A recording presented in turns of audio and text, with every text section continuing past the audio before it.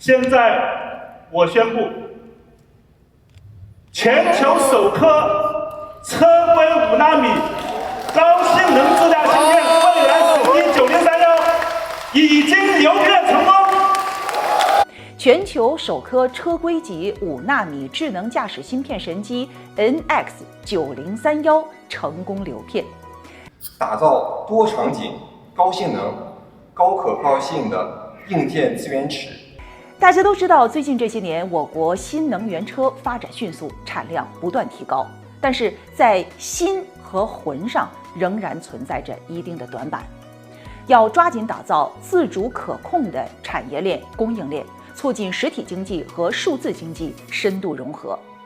智能电动车就是实体经济和数字经济深度融合的典型产业。蔚来汽车在底层系统技术和自研智驾芯片上双向发力，助力中国智能车在强芯铸魂的路上不断筑牢地基，实现跨越，智能含金量快速提升。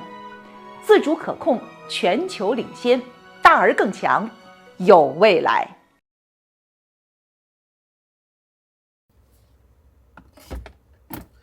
好，各位晚上好，我是懂玩买这期视频想跟大家聊一聊未来科技创新日2024，未来到底说了什么？那这一次呢，我将尽量使用平时普通的语言，可能呢不会去把技术解析得很细，但是我想让大家知道的是，未来这么些年，将近10年的一家公司啊，一直在努力在科技、在创新方面领域到底做了哪些重要的事情。那首先呢，就是 NX9031这块智能驾驶芯片啊，这块芯片可太重要了。随着川大爷成为总统以来，对中国的封锁是加剧的，做到自研芯片自主可控，这是非常非常重要的一个前提。5纳米真的是一个相对来说先进的工艺制成了。未来呢，这一次发布了这个芯片，敢于把这个芯片发出来，并且宣布的是流片成功了，这一点非常重要啊。5纳米的芯片流片一次，坊间传言大概是要5000万美元的。我们能看到国内有一些手机厂商其实是有自研芯片团队的，但是做到一半，因为封锁呀、因为技术啊、因为财务等种种原因放弃了。还有呢，诸如一些手机厂商，手机其实卖的不错的，他们自研芯片在流片失败过几次之后，也把整个芯片团队裁撤了。在这样一个大的背景之下，未来把5纳米的智能驾驶芯片拿出来，而且流片成功了，现场还展示了跟当前最先进的智能驾驶芯片相比这能力，我觉得这一点难能可贵，它上新闻联播也是实至名归的。第二件事情呢，就是 SkyOS 整个操作系统。那车载的操作系统呢，其实在以前非智能车的时代，他们是没有这种操作系统这个概念的。在半智能的时代呢，大概也就是20年前左右吧，像大众呀、宝马呀、奥迪，他们做了一个 AUTOSAR，大家可能会听说过，这是一个类似于产业联盟一样的一个标准形式。如果你想使用它，那你没问题，你就加入，然后你每年交授权费、交 license 的费用就可以了。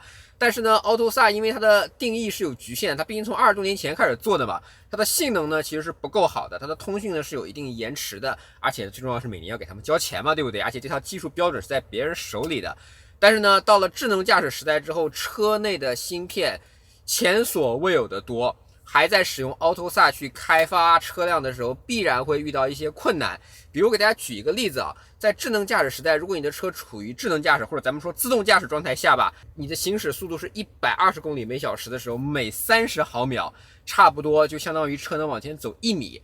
假如这个车需要紧急制动的时候，如果车内的操作系统的反应速度能提升30毫秒，你的刹车距离就可以缩短1米。这个可是什么概念啊？往往这1米就是生与死的差别啊！所以在智能电动车时代，自主去造智能操作系统变得越来越重要了。这件事情呢，未来2019年的时候就想做，但是2019年大家都知道，全网的流传就是未来要倒闭，未来要崩盘了，对吧？所以呢，那个时候想做，但是没钱。但是2020年未来走出整个风险的时候，立刻就开始组建团队做了这件事情，坚定的去研发。到2021年，未来的市值一度超过了1000亿美金。1000亿美金对于上市公司来说有非常大的一个好处，就是它是有钱来做研发了。硬烧啊，4年的时间，2024年满血版的 SkyOS 终于发布了。为什么叫满血版啊？因为 SkyOS 它是一步一步发布的。SkyOS L 它的一个子系统，后面咱们会说，其实在咱们现在开的这台车，包括我现在使用的这台 ET7 上已经使用上了。那虽然这个还是有点枯燥吧，但我还是想说一下 SkyOS 的结构。简单来说，他们也说的就是1+4+N。一呢就是底层的一个 hypervisor 啊，一个虚拟机，你就别管这个虚拟机什么意思了吧，反正你就知道车内的各种硬件、各种芯片、各种存储器需要通过虚拟机把它共享到一起集成来使用，这是最底层的系统。然后上面呢有4个子系统，分别是-SkyOS-L、SkyOS-M-R 跟-C。那车内呢有很多的操作，比如说自动驾驶呢需要延迟低，那安全系统呢其实需要的是足够的可靠。那车内的座舱呢，它由于大量的进行图形化渲染，可能又需要很高的图形渲染能力，同时呢对实时性有一定的要求。这样的话，-L、-M、-R、-C 就是分别对应不同的场景所设定的4个子系统。这每个子系统都有自己的特色，他们共同在一起协作来完成。那现场呢，其实王启言同学花了非常多的时间来解释这4个系统到底有什么用处，这4个系统相比于 Linux 到底好在哪里？他们做了很多小实验，包括那个大量的并发，对吧？包括大量的数据，这些东西他们都非常认真的做了那个大量的对比，可能大家看起来会有点迷惑。那结论就是，你知道 SkyOS 这4个子系统的性能比之前的系统要好更多就行了。然后再往上一层，他们有各种各样的 N 个中间件。比如说咱们的车说 OTA 吧 ，OTA 只是一个结果，这 OTA 需要刷写系统的部分的那个 ECU 的，在刷写的这个过程中，你需要调用一些方式方法，需要提供一些 API 去做。那这里面就是各种各样海量的中间件，在中间件之上，就是咱们正常所经常遇到的一些座舱的交互系统，比如说我手指点一下菜单按钮，菜单变了；我这里的 ET7 是带后排屏幕的，我点一下地图，地图出来了。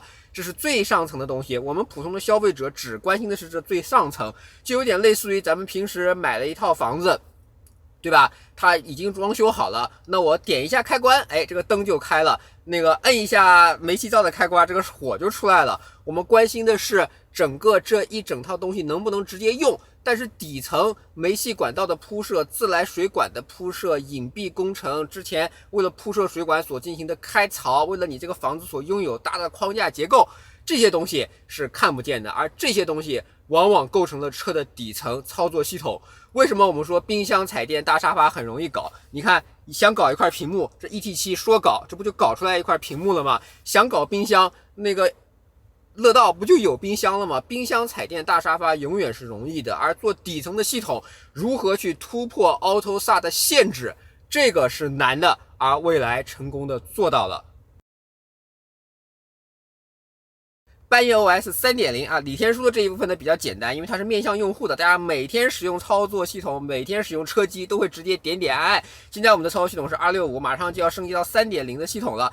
其实你知道，蔚来从 ET7 的时代，2022款 ET7 啊，还不是我这台2024款，就在大量追求自主可控。蔚来搞出了舒适刹停，对吧？很多车企的老板们说啊，我们也要搞，结果这么多年过去了，他们怎么就搞不出来呢？这个就是自主可控和向供应商买的一些区别。蔚来率先搞出了4D 底盘，对吧？这个每一台车开过去一些不平坦的道路被验证之后，下一次我们的车再开过去到这不平坦道路，底盘啊、悬架会提前做出一些应对，让你过得更舒适。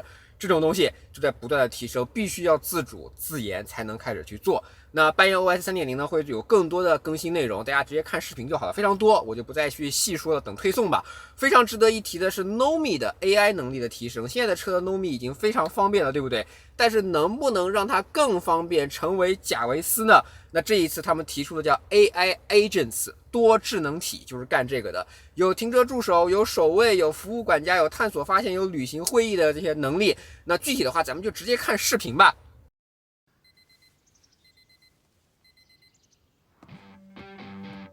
今晚小区你一定来呀！好嘞，今晚有局，搞定代驾嘛，手指都不用动。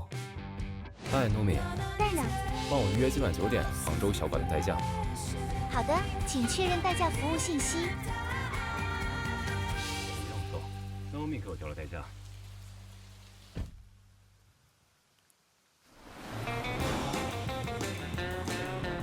这儿不对，那儿进了迷宫一样的停车场，问题不大。已为你找到离目的地最近的停车区域，导航已为你流转到手机了。红灯还有30秒，发现什么好玩的地方了？别犹豫，马上打卡。右边这座特别的建筑是知名设计师的作品，同时也是一家创意书店。收藏收藏。20条守卫警告，值得关注的只有这一条。下午3点20分，右边灵车开车门时疑似碰撞爱车。可以啊，逮个正着。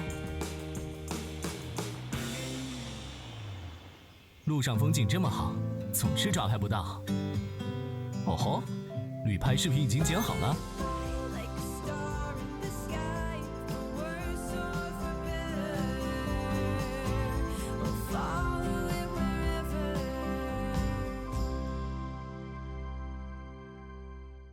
怎么样？看完视频之后，觉得新版本的 Nomi 的能力提升的更加多了，对不对？这个跟扎克伯格其实说的很像啊。人们呢会为不同的用途创建自己的代理或者助手，这些呢有的是用来完成特定的任务的，有的是呢娱乐性的。而未来在新版本的 Nomi 上赋予了 AI 能力之后，其实也在做这样的一些事情。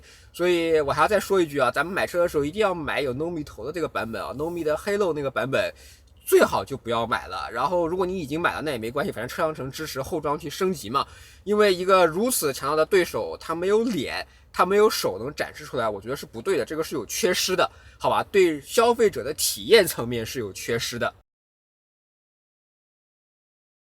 好，我们现在来说第4块。任少卿同学的世界模型，如果说 Nomi 的目标是成为贾维斯，那任少卿同学的世界模型就是奇异博士。这么一说，大家就理解了吧？说世界模型之前，我们就不得不聊一聊智能驾驶现在是怎么做的。那传统呢，大家一定去听过叫感知、决策、控制这样不同的模块。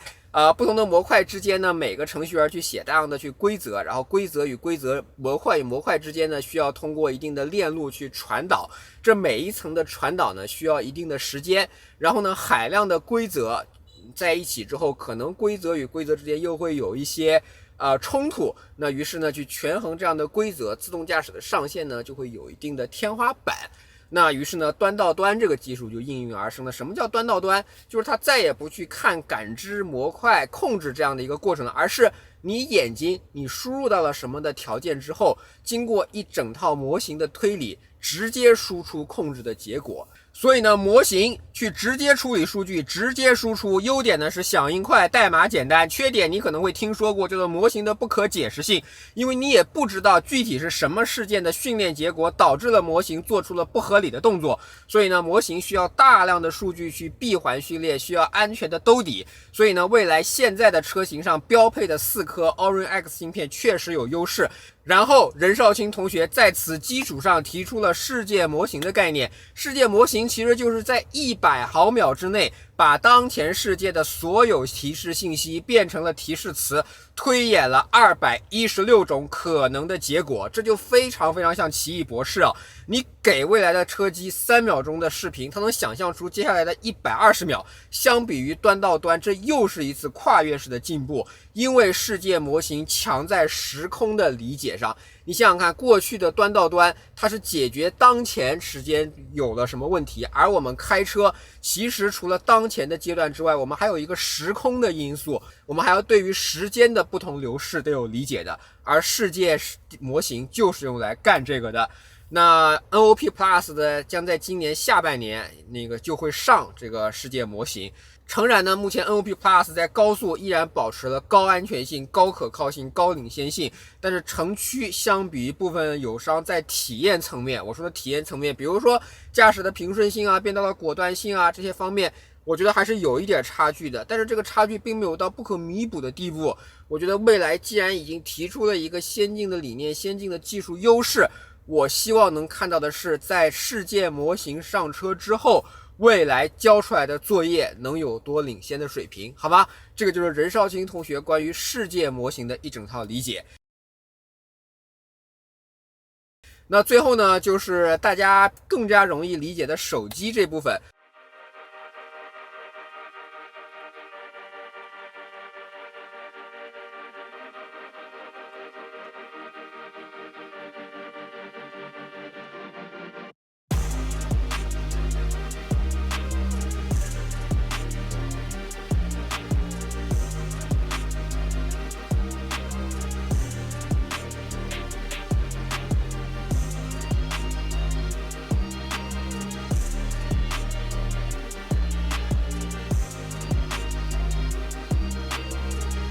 那关于未来的手机呢，我想等到半夜 OS 3.0的时候再给大家拍一个完整的车机互联的视频。但是手机呢，其实我已经发了一个非常详尽的评测在我的微博上，如果对手机感兴趣的同学去看看我的微博评论，我觉得已经写得很详尽了。简单来说呢，就是我继续保持了未来优雅的设计，继续保持了完美的无广告、零预装，零商业预装应该这么说。所有的安卓手机都是有 OAID 的，而且 OAID 是共享的，就是所有的 APP 的广告都是通过 OAID 来识别你这个人。你可以关闭 OAID， 但你关闭了之后，你无非看到的是通用的广告，而看不到对你个性化的广告而已。而且有一些手机里面会有大量的推荐应用，在搜索框会有大量的广告，在天气应用中会有大量的广告。为了广告每天能妥善的推送到你，手机厂商可能会写各种各样的进程，各种各样的守护线程在后台，保证每日有那么几条甚至10几条，多的手机甚至20多条推送到你的手机里。有的同学觉得这不是问题，但其实这是问题，明明就可以完全没有的。但是对于他们来说，但是对于大部分手机厂商来说，互联网服务的费用是手机中收入最重要的一环，甚至远远的超过了手机的利润。但是未来不是一家手机厂商，它不需要在这方面赚钱，所以未来就可以遥遥落后的不做任何广告，做零商业预装。所以 Neo Phone 在5000毫安时的电量的情况下，就可以保持极强的续航，而且手机非常非常的流畅，你不想要的任何东西都没有，甚至这里面的未来 APP 都是可以删除的，就做到了这个程度。同时在车机互联方面，未来有着极强的能力，这个之前我已经拍过很多期视频了，半夜 OS 3.0我再给大家拍一期好吗？所以这就是未来的手机其实发布会我看到斌哥在台上站在骁龙的 logo 下面跟你讲王者荣耀可以跑120帧，我其实是觉得有一点违和的。但是不管怎么说，以上的这几个部分，芯片、SkyOS、世界模型以及手机，算是组成了大的未来科技创新日2024的框架。希望你能对未来这家真的在搞技术，花了好多钱，因此承担了巨额的亏损，在搞技术的企业能够，我个人觉得应该值得肃然起敬这4个字吧，好吧？那也希望你能去门店去试驾，去了解未来这台车。毕竟像蔚来这样坚持往前走，坚持做高端，而且不仅仅是品牌产品高端，在技术领域勇于去突破、去打破封锁的企业，我觉得值得大家去试驾一下吧，好吧？好了，以上就是本期懂买买的视频，希望你能喜欢。如果对我视频感兴趣，不要忘记评论区订阅懂买买，买买的头条、B 站、微博以及 YouTube 都有自己的账号。我们下期再见，拜拜。